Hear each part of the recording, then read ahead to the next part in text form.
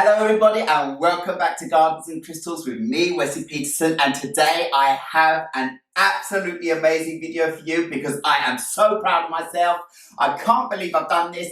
This is the first time ever I've managed to get a Dracaena Sansevieria cutting to propagate in water, produce roots, and in this video, go on to be a new plant for me in a pot. I am just ecstatic about this. This is unbelievable. The story is my beautiful Dracaena trifasciata Laurentii behind me here had one leaf that had kind of flopped because it got very long, and then it kind of flopped in the middle and was hanging over, and I wasn't enjoying the look of it. So I decided that I was going to go in and prune it off at the bottom as far as I can, take it off. And at first, I really didn't have that much time because I was on my way back to Crystal Cottage. So I was actually just going to throw that leaf in the bin. But then I was like, oh, no, I can't do that. This leaf is still viable. And I am going to give this Sansevieria propagation game in water another chance. Because up till now, every time I've tried this, it's not worked. All of the leaves I've tried to do this with have rotted out. I haven't done it that many times, but every time I have, they've rotted out. But you know what? This time, I've been a complete success. So, let me bring my little propagations in to show you the outcome of my Sansevieria, my Dracaena trifasciata Laurentii propagations in water cuttings that I am so proud of. So here they are. They have been in this ceramic pot the whole time. And as I said, I didn't have that much time as I was on my way from the apartment back to our Crystal Cottage. So I just grabbed what I had, and that was this, that was wide enough for these plants to be able to be supported and spread out and lay back in and have a nice little soak in water and see what happens.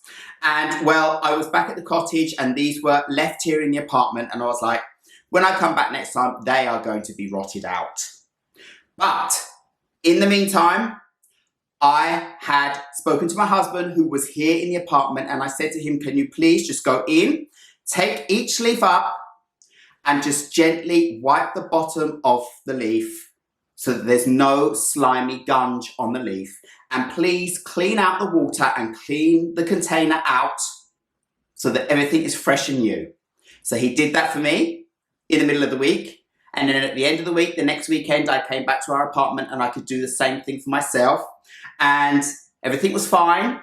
So I went back to the cottage again when I had to go back to work next time. And this was left again for some more days. And then my husband went in and cleaned them off one more time. And then when I came back to clean them off, I got the shock of my life because they had roots. They had a little thin streak of roots, and I just couldn't believe I'd managed to get these to that level with the help of my husband, who knows nothing about plants and doesn't really care about them the same way as I do, but he's willing to help me. And then the result of that was this. Let me show you the first part of the leaf. Now, this little thin piece here is the bottom part where I cut it off from the mother plant behind me. And well, this has no roots on it at all yet. This is quite thin at the bottom. It goes up. It was wider than this. It's folded itself together. So I don't think I'm going to have much hope with this part. It's still fine. It hasn't rotted out or anything like that, but there's not much action going on. But I'm still going to leave it in there and give it a chance, because why not? Because now I've seen what the rest of the leaves have done. So let me show you the middle part of this tall leaf and the roots that I've got going on that part. So here we go. Can you see the action that is going on in the bottom of this leaf? If I put it down in front of my t-shirt, you can see those light, yes, you got it, roots growing out of this center part of this leaf. Now you can see this part here was the bottom part of the leaf. So this is the center part, and look at those roots. Those roots that are coming out of that center part are absolutely magnificent. This is a first time ever for me. An absolute first time ever. I have never managed to get a Sansevieria leaf like this to root out in water. And I am so happy about this result. Look at the result of this. That is just perfect. I couldn't be happier with this beauty. So let me show you the top part. So here we go now. You can see the top part and the middle part of this leaf, this one leaf, has rooted out for me in both ends. So look at these roots.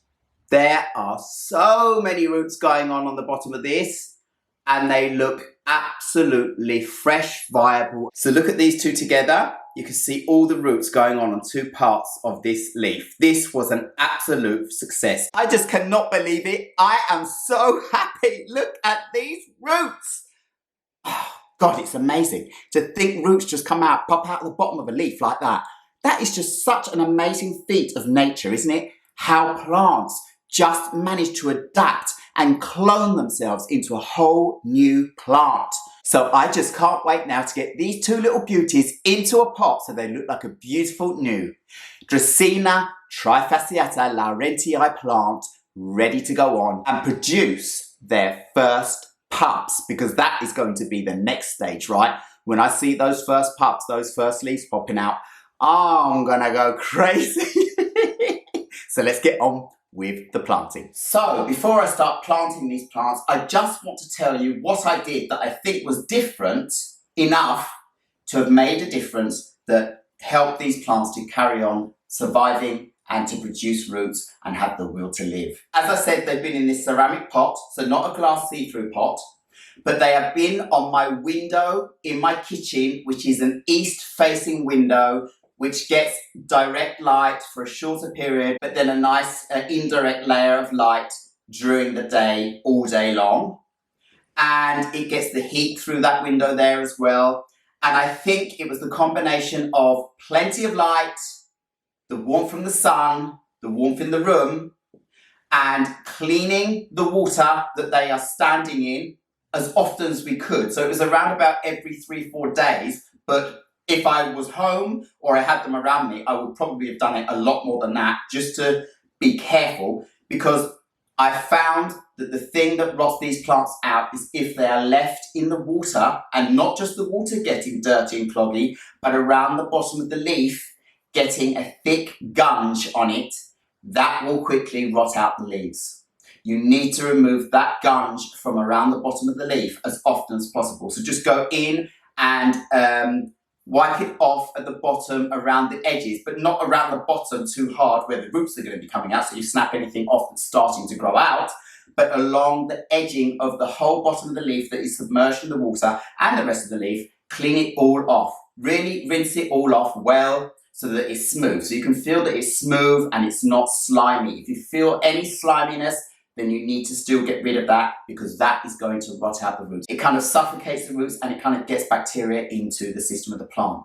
But something I didn't do this time, because as I said, I didn't have much time, is I did not leave these on the side to callus over for any amount of time. I cut them, I pruned them off the mother plant, and I cut the leaves apart and I put them straight into water. But the amount of water these have been sitting in is very little. I have had them in 1 to 2 centimeters of water so that I have as little of the leaf as possible submerged in water and not too much water in there to get dirty and full of gunge and slime.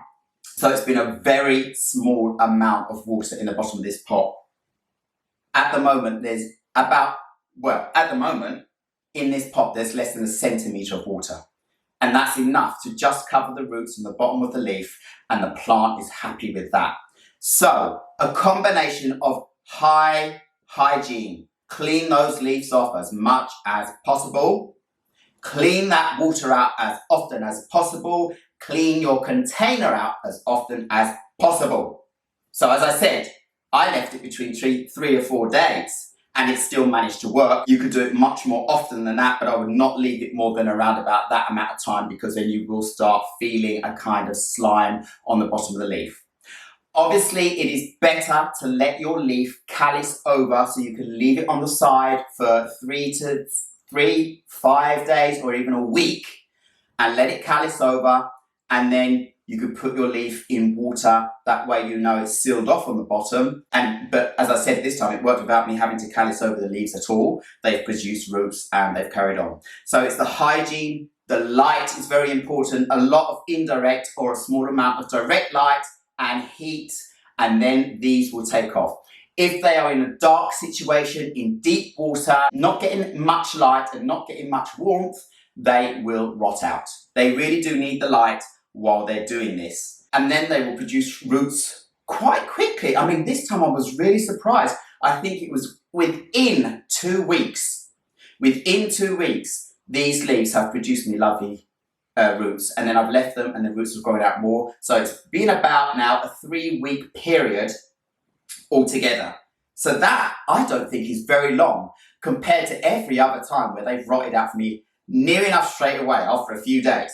So I'm just so pleased. So I'm actually going to plant these pots in a cover pot. So I've got me a black little cover pot here, a very small pot which is just wide enough for these leaves to fit in there and be able to fit into my ceramic pot. So these can still be in the same pot, but then they'll be potted up in soil. Because you don't want the containers to be too big when you first pot them up, because too much soil means too much moisture if you end up overwatering, and then they'll end up rotting out in the soil. So you've got to this stage and then you go and rot them out in the pot. That would be really sad. And I'm really crossing my fingers that I don't go and do that. You never know. So we'll see what happens. So I've already mixed a soil here, my own soil. Very airy soil, as you can see here. Very, very airy. It's a not very good quality soil mix that I bought at the local supermarket. I've added fine grained sand to it, probably a cupful, and I've added some lecker balls to it, a couple of handfuls, and it's also got perlite in it, a couple of handfuls, and a little bit of better quality soil in there as well, all mixed together to give a nice airy soil. It's very important that there is a flow through this soil, that the water can flow through, that it doesn't stay sitting and clogging up in the soil, because that will quickly rot out the roots of your plant. It does like moisture, but it does like to dry out in between, and these plants can go longer periods of drying out in between because they don't like to be moist and saturated constantly. So drying out in between is important for these plants. But as I said, a longer period of no water is not very good for the plant at all. And it definitely does need enough light to survive well. Especially when you're putting in your new cuttings like this now, they're going to have to be on a windowsill where there's a lot of bright indirect light, or a small amount of direct light as well, but not burning hot on them because you'll burn out the leaves and whatever. So let me get on and plant my lovely cuttings into this soil. So basically the way I'm going to do this is I'm going to fill up the pot with as much soil as I can in the bottom. I don't want the leaves going too deep into the soil because I don't want them getting clogged down in any too wet soil. Right, here we go. This is the first leaf, but at the same time I do want them to be able to stand up without falling over. And I'm putting them in together. So I'm just going to put them both straight in a way that's desirable to look at as well. So a little bit to the side because that looks quite good. And then just fill up around them. Just fill up around them. Hold them as you do the other side.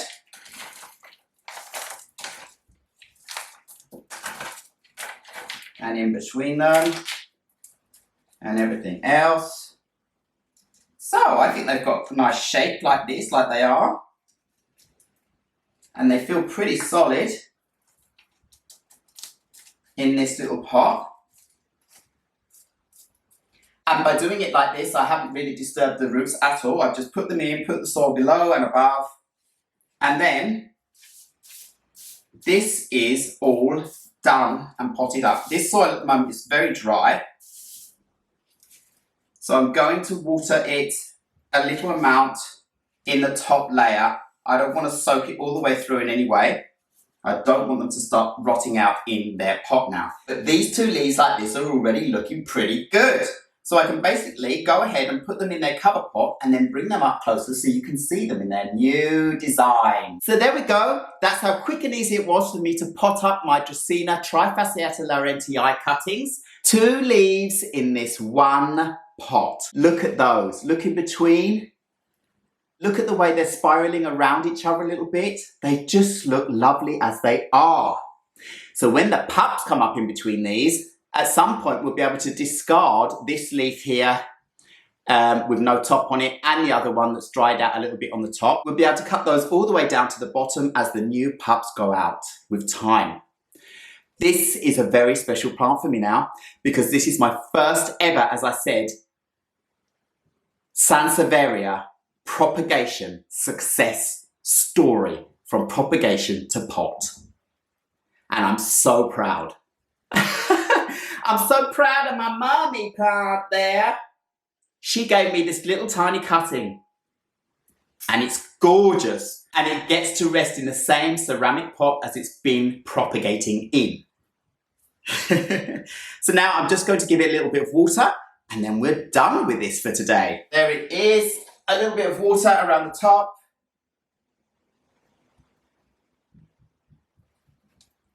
Because of course it's going to need some. It's been in water all this time.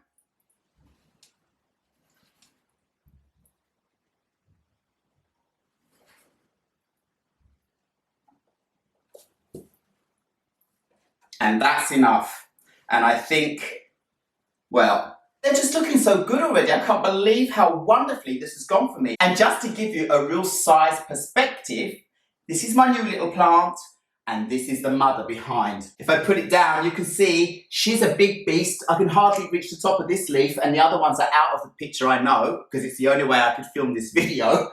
But she is like huge and doing so well for me. And now one of her leaves has gone on to be another beautiful little new plant for me with a special meaning, my first ever Sansevieria propagation success. So I will be keeping my hands on this plant and watching every step of the way. And it will now encourage me to go on and propagate some of my other Sansevierias at some point so that I get lots of different Dracaenas and see what I get out of it.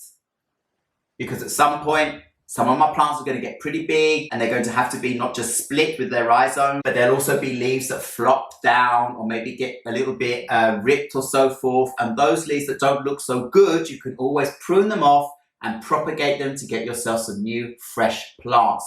That's what this is all about. So I'm very, very happy. So that's all I had for you for this propagation to pot video today. My beautiful Dracaena trifasciata Laurentii that has done wonderfully. Remember, keep the gunge and the dirt off the bottom of the leaf. If you have time, let the plant callus over between 3 days and a week.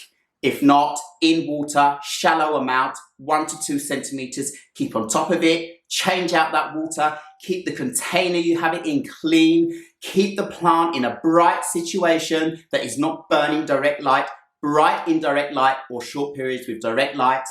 And just keep the hygiene of the whole thing very clean and you will get roots and then you'll be able to go on and pot up your plant within a month probably, just like me.